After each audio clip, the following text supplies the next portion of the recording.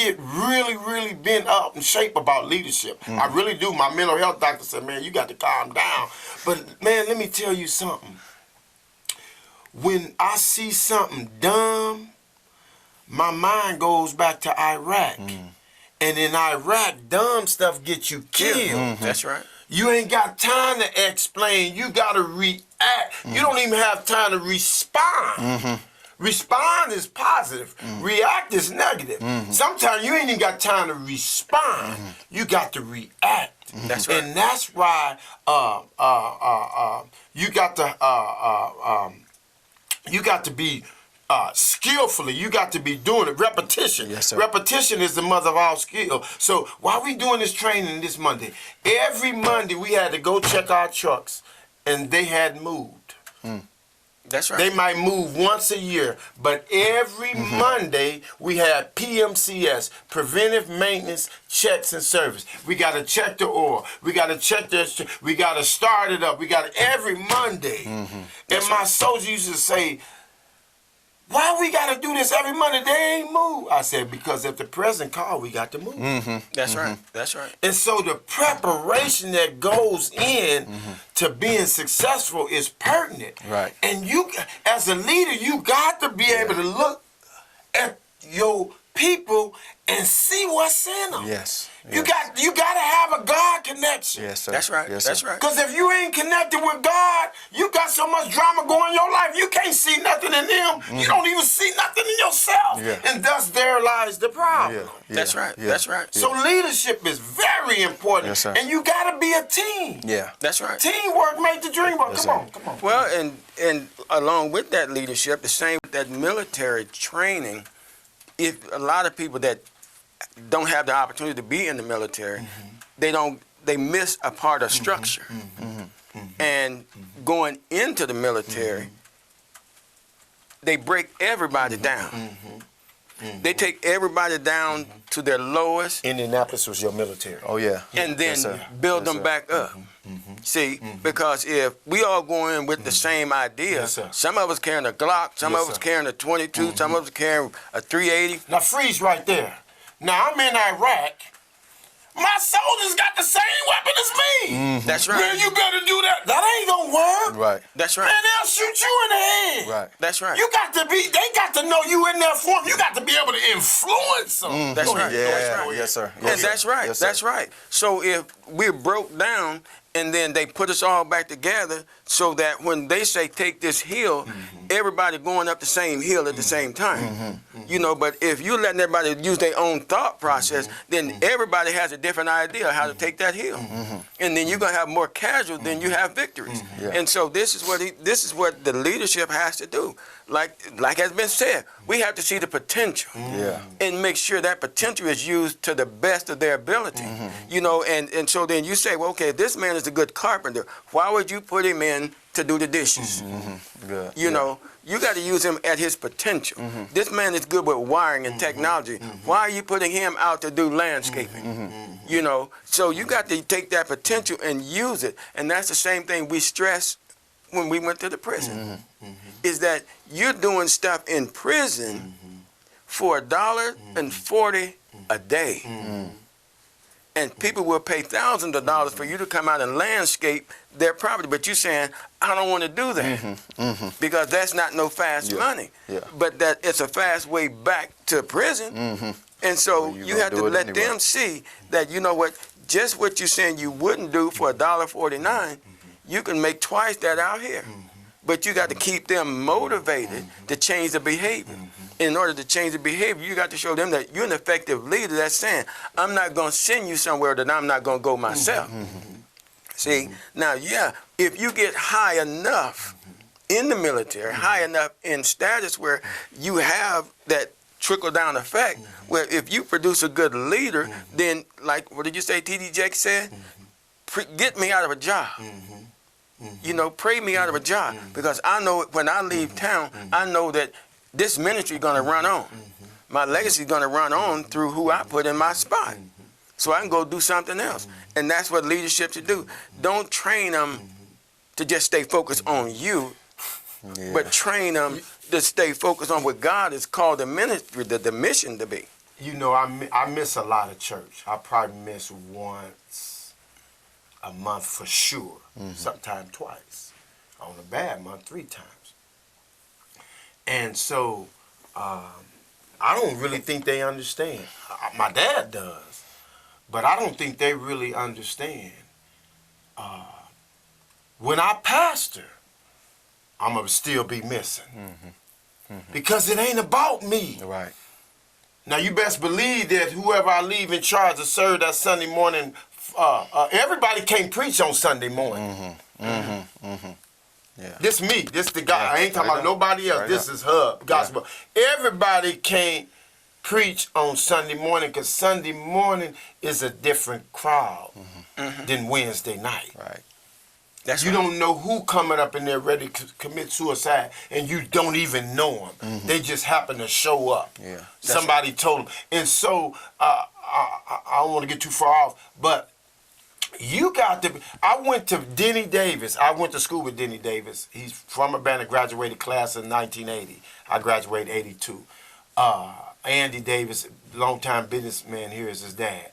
But I went to Denny. I saw him at Sam's one day, and he said, "Put my number in, because my kid's in Dallas, and he got 15,000 member church."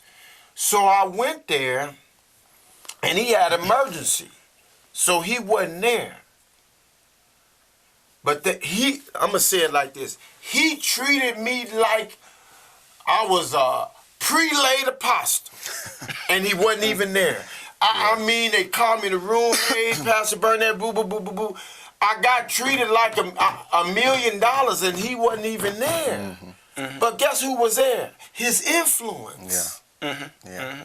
His influence. And so one of the things, as powerful preacher as he is, he has to develop his ministers to be able to bring it. Because if they can't bring it, it's going to be problems when he ain't there. Right. That's right. Exactly. They don't have to have his antics or his personality, but they got to have the anointing. Yes, sir. That's right. Yes, sir. Because see, the anointing going to break the yoke. Yes, sir. That's Yes, right. sir. And so I'm looking at y'all think they ain't here now. When I pastor, I ain't gonna be there a lot. Now I ain't gonna just dismantle my sheep. You know, I'm not just never gonna be there. But if I don't need to be there, if God calling me to be somewhere else to build something else, or to minister some other, I'm gonna be preaching all over the world. Yes, sir. So. I don't want them hating if I get a plane though. Hating on the preacher that's why I'm working so hard You now. gotta get a So when they say, "Oh, Hub, y'all going to Hub Church?" His wife driving the Benz and he driving the Land Rover. Yeah. Somebody gonna say they was doing that 10 years before. Yeah. That's right. Yeah. And so I don't know about this plane. That's a joke, but I don't know. It might not be a joke. Yeah. You That's know? right. But my thing's on a serious note, man. You got to train people to take your Leadership. place. Yes, sir. Yes, sir. You have to. Yeah. And I wrote this down on the way to Jordan. I wrote this down, and it came from you. You said you got to be able to put people in the right place if they're good in carpentry. I submit to both of y'all that it's a lot of ministers that's pastoring that wasn't called. Yeah. They was called a minister, but they weren't called a pastor. Yeah. But because they can preach or they got a certain personality, you know, they can tune it up. Man, that's our pastor, right? But he can't lead you to the bathroom. He beating somebody else at check and go at 28% interest, 35% interest. Can't manage money, can't manage his house. Yeah. You know what I'm saying? Can't even manage, but he can preach. But he can't lead. That's right. And That's so that you mistake that talent for leadership. Yeah. That's right. Yeah. And here's the problem. So I had to say this. I thank God for my wife, you know, God has allowed us to come together, and she's even taught me things about leadership in these years that we've been together. Like you said, Indianapolis was our army. It was Yes, our sir. Iraq. Basic training. Yes, Yeah. sir. Where we learned. We really didn't know what we were learning until we got back here. Yeah. and then the Lord revealed it all. You hear what he said? Yes, sir. We were in the midst of it and had no idea. Yes, sir. And we even talk about it on several occasions, how what we went through there just prepared us for where we are now. But I thank God for her, leading with me. I actually made her as our co-pastor at our church on New Year's service, because we lead together and God is teaching us both leadership. We're really working together to accomplish His purpose for our church. But I think when you were talking about how leadership makes it where you don't have to be there, you look at the story of Jesus. He made it where He didn't have to be here in the flesh. He got His 12 together. And so I'm going to give y'all my Spirit.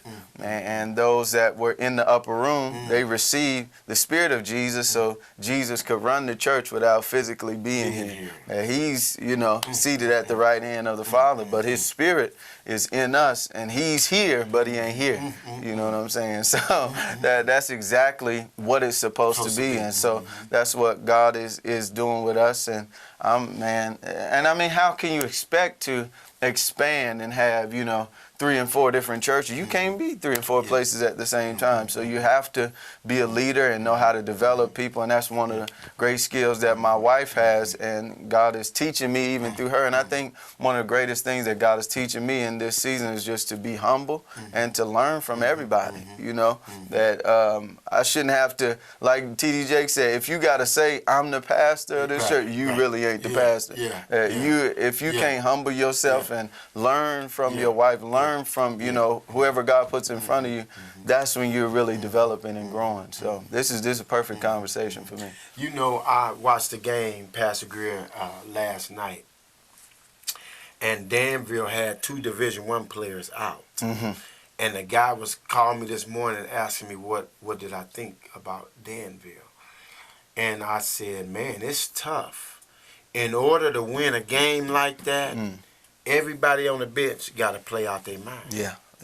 That's the only way. I mean, you have to. We played Quincy. I love coaching. I love coaching because you can teach.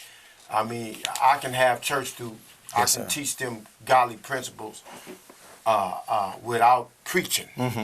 And so we were playing Quincy, and they had a 6'7" sophomore who really was on varsity, but they played him down so they could win. And so halftime, they was up by 17 or 19. And I went in and I was calm, and we hadn't lost no games. We lost 1 game that whole season, so I don't know if Danville had beat us early or not. But if we had lost, it was only 1 game. And so I talked about him for 8 minutes. And I said, man, y'all don't be ashamed. Now, I'm not giving up. But I'm telling y'all right now, the only way we can beat them is if every one of y'all play like you ain't never played before. It's power in the thought. Yes, sir. That's right. Yes, sir. I just put the thought out there. Yes, sir. I said, but they good. And we ain't lost to too many people, but they good. And the only way, y'all went on and on. But I talked about him for 8 minutes and talked about how we can get back in the game for 2 minutes. And the one thing I said is, once they get the ball to him, it's over. We got to stop them from getting to the half court. And I can look both of y'all in the eye and said we had 9 straight turnovers where they didn't get the ball past half court. Wow. And guys played out of their mind. Yeah. But that's the only way we win. We ended up beating them by like 15. And then he went and scored 30-something against the varsity, and they beat the varsity. Yeah. That's when the dissension started coming in. Folks started saying, man, Coach Hunt, why they win for you and don't win for the next man? Dissension in the ranks. And so the ability, and I said this earlier, my biggest strength as a coach is relationships. Man, because you gotta know them. Right. You can't push the button if you don't know them. You gonna push all the buttons, they gonna blow up. And that's why Jesus said, "Follow me," because it's gonna come in relationship. As you walk with me, you gonna learn how to be like me. He didn't just, run into Peter while he was fishing and say, "Hey, you gonna preach on Pentecost," and then walk away. He said, "Follow me," and as we develop this relationship, I'm gonna be the coach. You gonna be on the floor, and you finna play out your mind. That's right. Hey, That's exactly Pastor Grill, let me throw this in there, and then you got it. So we practice at 6 a.m. at Central, and if you late, you got to hit the stairs. Mm-hmm.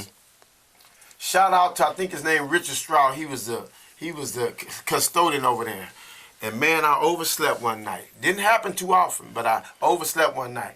I got there about 6:05. They was all in and warm. Guess what I did? I took off my coat and hit the stairs. Yes, sir. And hadn't ran, you know, I'm Army hadn't ran a long time. My nose started bleeding. My players was bringing me tissue and everything. But you know what? I wasn't in the building. So the next day, the AD pulled me to the side and said, man, I had about 5 or 6 kids said you was late and you ran, you hit the stairs. Yeah. He said, man, that's powerful. Yeah, it is. But follow me. Yeah. Follow me. You know, Yes, come sir. on. Yes, sir. Well, speaking of basketball, I watched the sports news last night with the U of I. Mm-hmm. And whoever they played, Yeah, Wisconsin.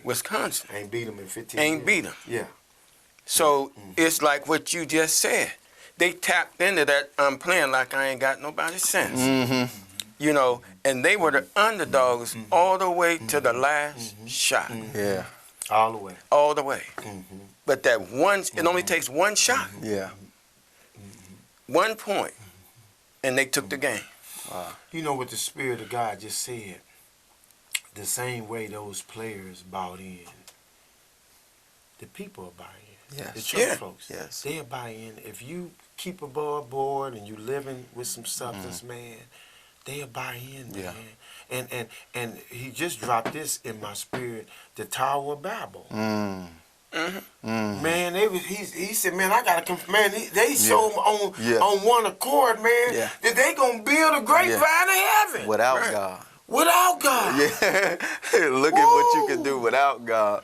And then to see when God is actually in it, what you could do with people being on one accord. But you got to have a Write leader. that down.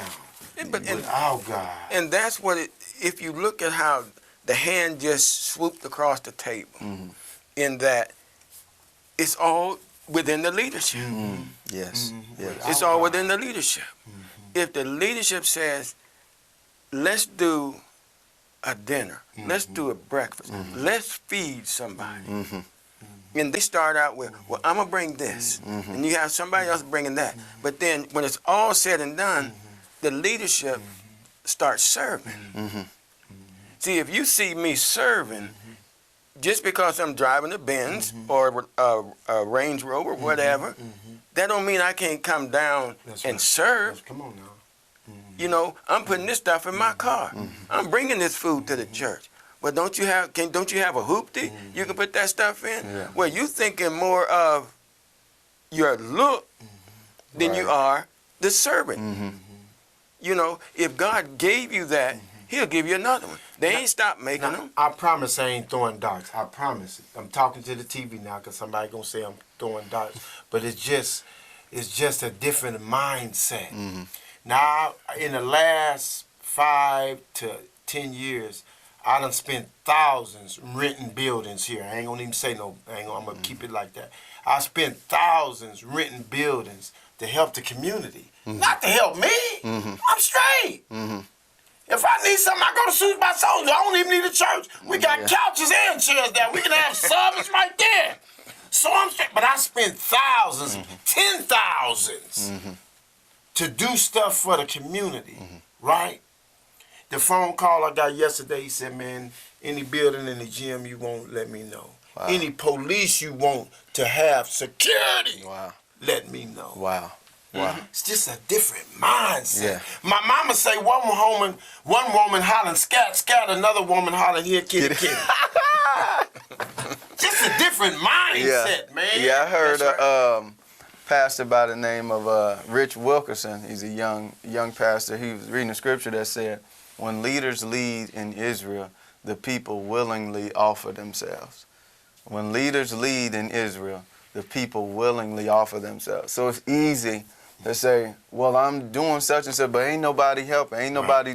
Right. If nobody's willingly offering themselves, Right. it's an issue in the leadership. It's an issue in the not leadership. in the people. Yes, They're yes, sir. sheep. Yeah. They're gonna Yeah. follow the Yeah. shepherd. They're Yeah. gonna do Yeah. what the shepherd says. But if there's an issue with people willingly giving themselves, not everybody is Yeah. gonna do it, but the Yeah. sheep know my voice, and they will not follow a stranger. And so when they hear my voice, they're gonna follow. But if they're not, you need to check the leadership. Yeah, you need to check the leadership. Yes, and sir. and that's why I say what I say. It's an indictment on this town. You know, Brother Sean said, but hub is happening everywhere. Well, that means leadership is lacking everywhere, from the White House on down. Because let me tell you something. If you put salt in your food, it's going to influence. Yes. Yes. And sir. the Bible says, Yeah. not hub, Yeah, watch out, the watch out. Bible Yes, sir. says that we are the salt of the Yes, earth. sir.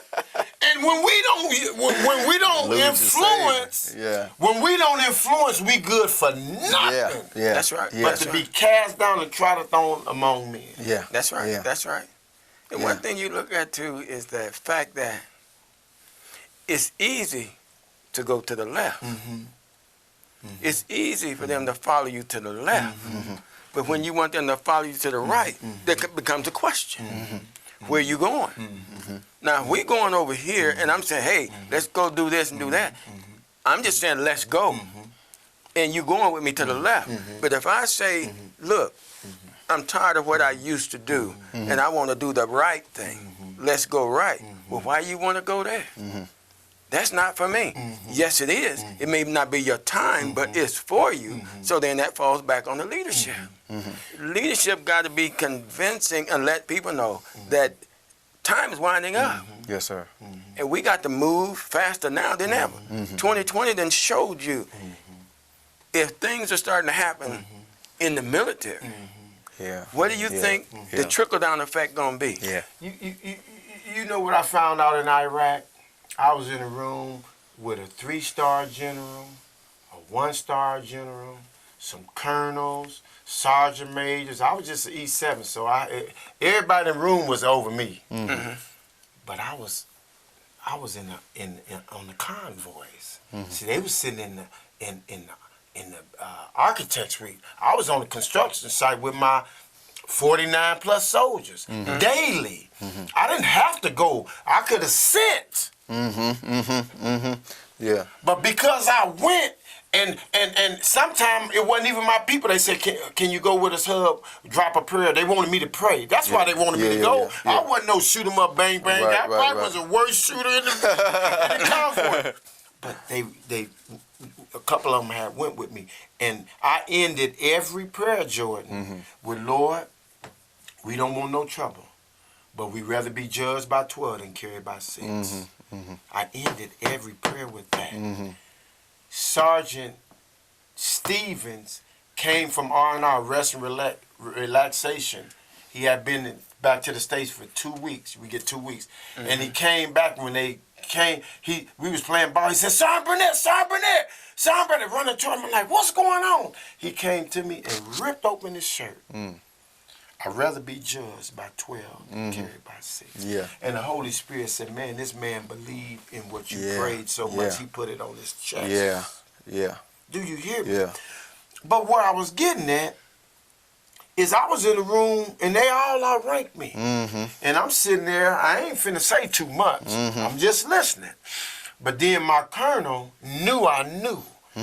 He says, Sergeant Burnett, what do you think? And you know I got the gift of gab.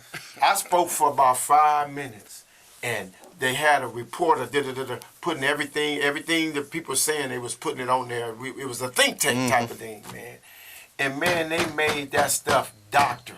And everybody was, I got a coin from the general, but what I got from God is, boy, you don't have to be in charge to lead. Right. Yes, sir. Yes, sir. Yes, sir. Yes, sir. You ain't got to be in charge to lead. Folks gonna find the leader, man. Yes, sir. Folks will find the leader, sir. man. Do you hear me? Yes, sir. Folks will find, and you have to be wise and humble when that happens. That's what I'm learning. You have to be wise and humble so you don't break up the monotony of the team. Right. Right. You know, because people get threatened when they in charge and somebody listen to you. Yeah. You know what I'm saying? Yeah. And so when we are called to lead, we don't have to have the title. That's it. That's it. That's it. And it's. I believe God is looking for people who ain't worried about the title. He's looking for people that's just willing and want to do His will. Reminds me of Paul, while they, voting to see who gonna take Judas's place and pick Matthias. Really, the one that took his place was Paul. Paul was the one that had the ministry. We didn't hear Matthias do nothing after they picked him to be one of the apostles. But Paul comes in and he said, when I encountered God, I didn't go up to Jerusalem and meet with the other apostles because I wasn't worried about sitting up there with them and being, prestigious and sitting in the high chair. I wanted to do ministry. So I immediately went out and let God use me. And so I think that's the place where we are in 2020, man. The titles don't mean nothing because the streets don't respect them no way. They don't care about your collar, your suit, your robe, none of that. They just want the gospel, they want the real, and they want real people to give it to them. Yes, sir. Yes, sir. Good. And tagging off that, it's been tainted. Leadership has been tainted. Because you used to could walk and they say, oh, that's pastor right there. But now you say, brothers, y'all need to quiet down because pastor's coming in the room. Come on. Who? Because it's been so tainted by media has shown what's really going on. And so different things have happened to where leadership has been called into question. So, it only takes one, I use what you said with the spark. It only takes one spark to start a fire. Yes, sir. It only takes one mistake in ministry for all pastors and all ministers to be labeled like the one. Because that's the stigma that's been placed. So you as a leader, you got to mean what you say and say what you mean. And then walk like that. And then one other thing is, everything that we've gone through is to prepare us for where we are today. And it's what God allowed you to suffer at the hands of church folk or any folk is to show you how not to be as a leader. You can't say, I'm going to pray for you today and then talk about you tomorrow. And whatever and He's also teaching you pastoral ethics. So whatever's brought to you, take it to your grave. And so that's what He's teaching us. How we were done, come on, we've been done some ways. Hezekiah asked God for 15 more years. And the way he convinced God to give him 15 more years, he reminded God that I'm doing what you're saying. I was praying for a good friend of mine during the church service. And he was going through some problems. And it just came to me right now. I really didn't know it. But in the middle of the praying, I start reminding God that I ain't in nobody's inbox. I ain't doing this no more.